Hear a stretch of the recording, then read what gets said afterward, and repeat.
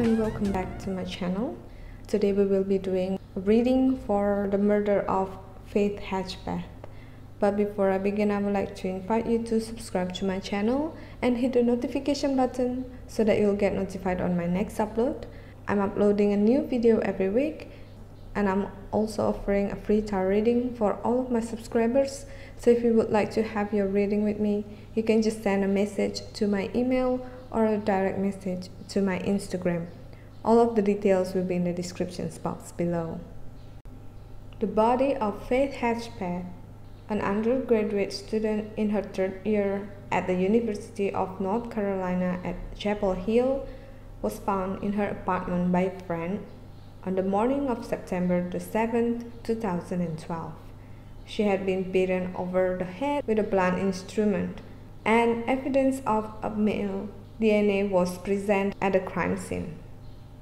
The last time she was known for certain to be alive was much earlier that morning, when she went to bed after returning from a local nightclub with her roommate.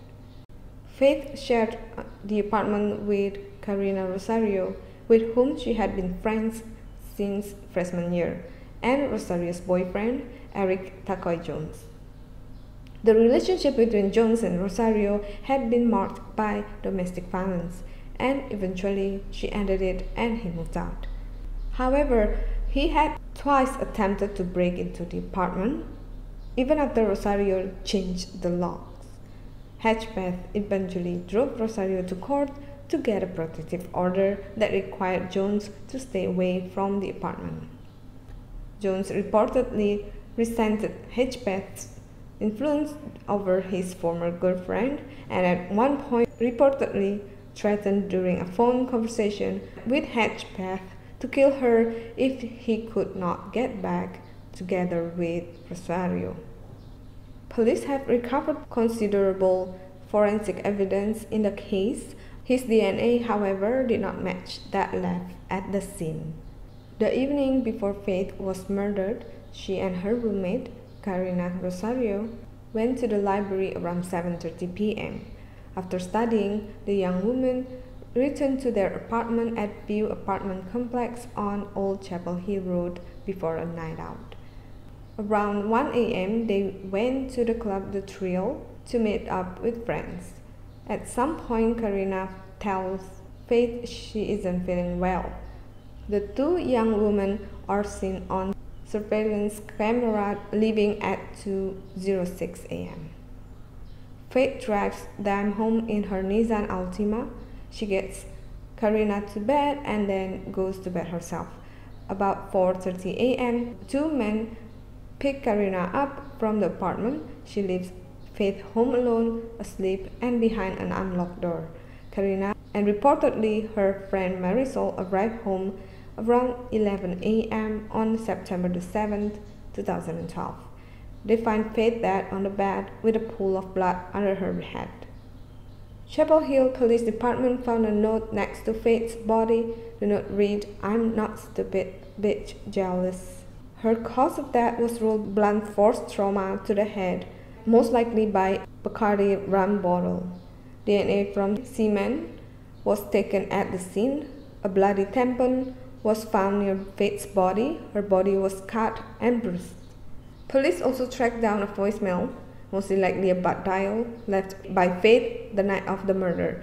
The voicemail is hard to make out though. An additional resource that authorities employed was a sketch from the DNA left at the scene through Parabon Nanolabs. Alright, let's just start with the reading.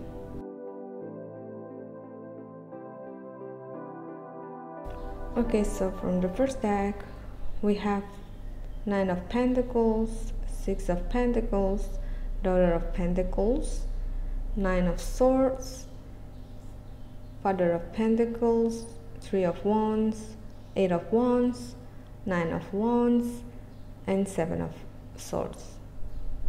Okay, so as we see here, we have a lot of nines. Almost all of the suits appear. The nine of all of the suits appear, except cups. Okay, so usually 10 is the turning point So a new beginning and an ending of something. But the 9 symbolizes that you are almost there, almost to the what 10 symbolizes. So because there are 3 9s here, I feel that this is about the ending, which symbolizes her murder, the end of her life. But it's because of something that is like a backstabbing. That's the word I'm picking up. It's not 10 yet, it's almost there, but like it happened suddenly because there's 8 of Wands here, which represents that there's a sudden change. So I feel that whatever happened to her, the murder, is like she didn't even know her enemy. So let's just put it out there. Rosie, her roommate, this daughter of Pentacles represents her energy. So I think that she is indeed involved in this whole thing because it's all about her. But she wasn't the one who killed Faith. And this 6 of Pentacles here, for me this shows that someone else who's not even connected to this problem was involved in this whole thing.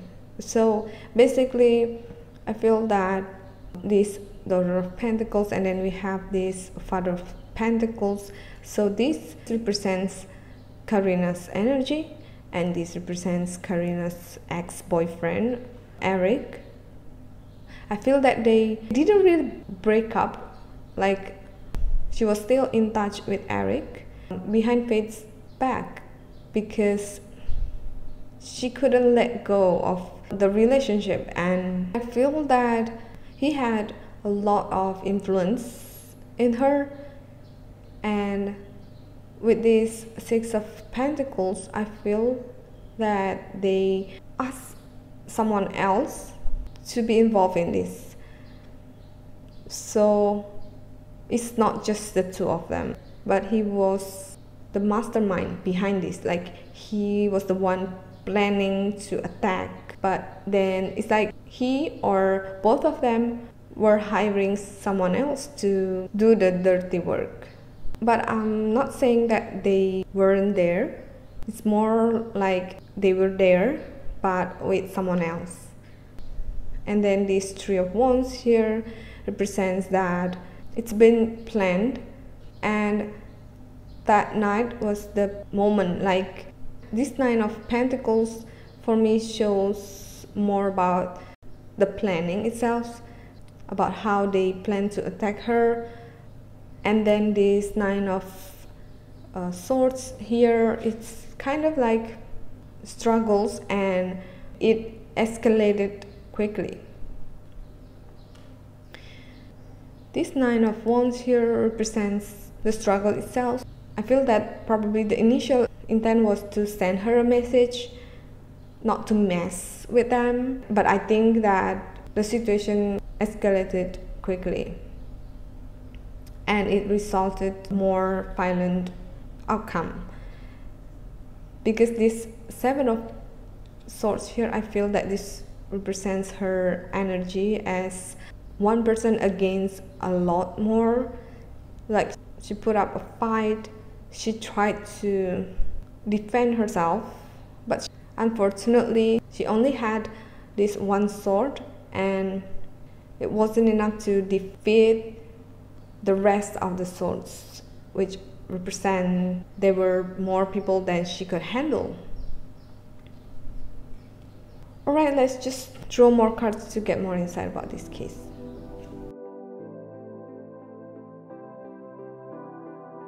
Okay, so from the second deck, we have Queen of Wands, the Justice, 2 of Pentacles, the Tower, 3 of Swords, another King of Pentacles, 4 of Wands, another 6 of Pentacles, and Queen of Swords.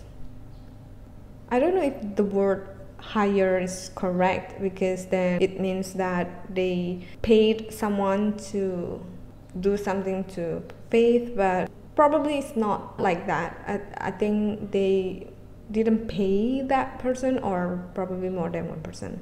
Instead, they brainwashed the person or people to help them do something to Faith. The King of Pentacles here shows that he was the one came up with this idea, with this plan. And then we have another energy, the Queen of Wands and the Queen of Swords, but I don't think that both of them were involved in the case. But I think that this Queen of Swords represents Faith's energy, but we'll get to it later.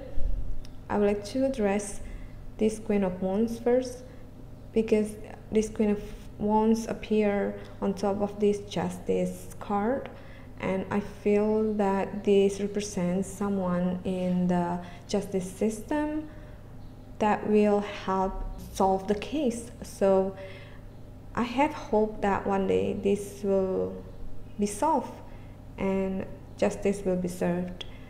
I think that this is someone from the Justice Department, or that someone who could contribute something for the police to collect more evidence in order for them to bring the killer in and solve this case.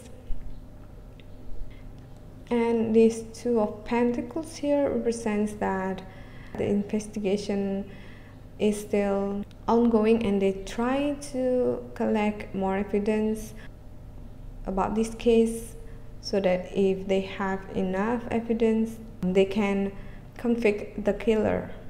And then we have the Tower card, which I feel represents kind of like the same as Eight of Wands, which represents that this whole thing happened suddenly, and that the situation escalated quickly to like the worst outcome possible.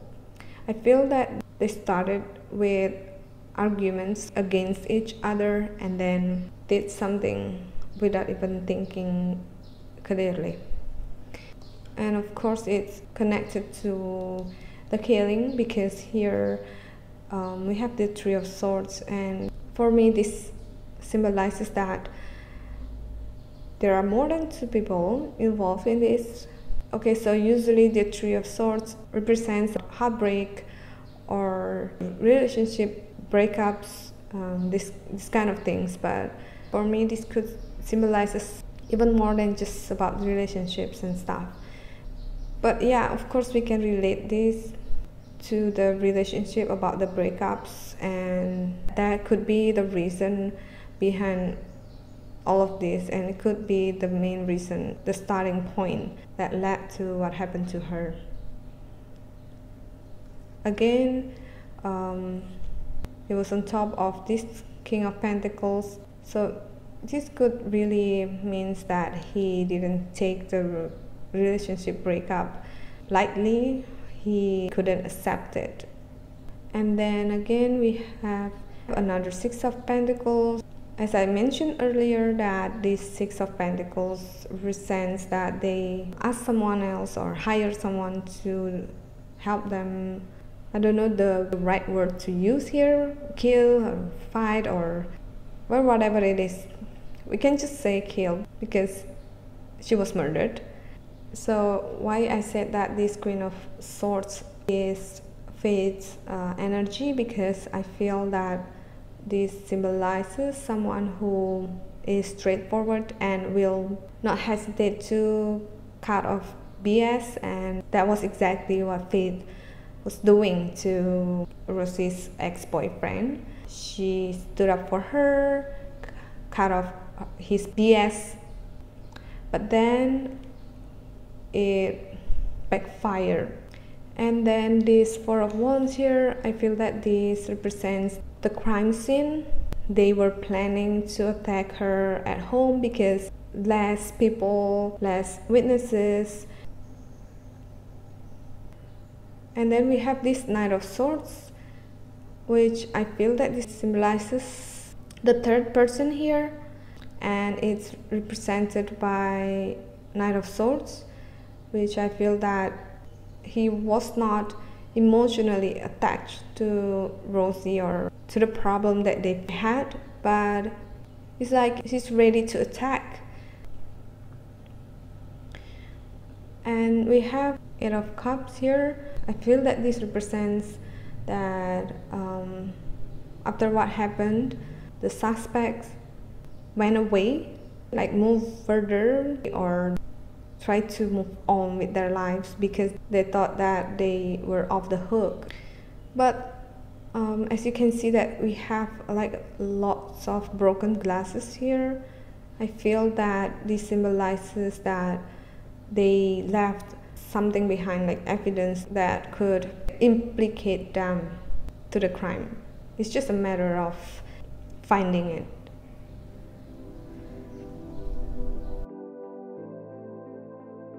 From the Oracle card, we have Prosperity, Beloved One, and Peace. I'm not sure why a lot of pentacles are appearing here. It's like maybe one of the suspects has enough money to make this thing goes away or protect this person from getting caught. And the beloved one here, I feel that this represents the killer was someone who's close to her. Like I said earlier, it's like a backstabbing situation for her. And then we have Peace here. I hope that this symbolizes that one day the family will have their peace and that they have closure about what happened to Faith. So yeah, I think that is all the reading for the murder of Faith Hedgepeth. And once again, this is for entertainment purpose only. I don't mean to offend anybody here. I would like to hear your thoughts about this case too, so please share it in the comment section below. Thank you so much for watching, and I hope to see you in my next Unsolved Cases reading.